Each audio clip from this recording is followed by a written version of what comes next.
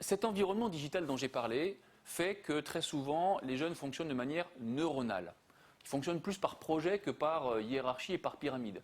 Quand je dis de manière neuronale, je veux dire, c'est à l'image du web et à l'image de tous ces liens qui se créent d'espace en espace, mais c'est surtout que selon les sujets sur lesquels on travaille, selon les sujets qu'on aborde, on va reconnaître une autorité ou une compétence à telle ou telle personne en fonction réellement de son background et non pas forcément en fonction de son grade.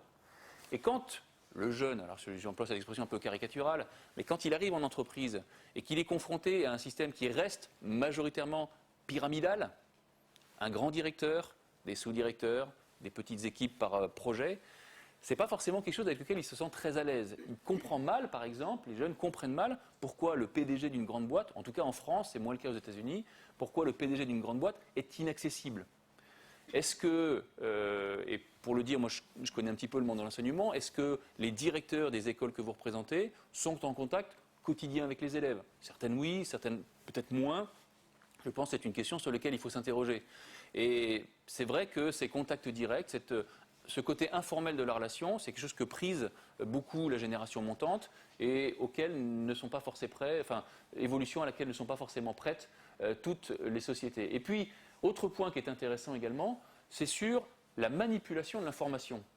Traditionnellement, dans l'entreprise, celui qui détient l'information, c'est celui qui a le pouvoir et il la distille posément et successivement aux strates différentes de la société comme instrument de pouvoir. Il est informé le premier. Pour une personne de la génération Y, on est dans un mode plutôt de partage de l'information. On va partager l'information et c'est ainsi que j'aurai de l'influence. Alors évidemment, ça cadre mal. D'abord, ce n'est pas le même paradigme. Et puis ça cadre mal parfois, et ça provoque des heurts, avec cette nécessité que les entreprises, ou cette culture qu'ont les entreprises de garder un peu secrète l'information.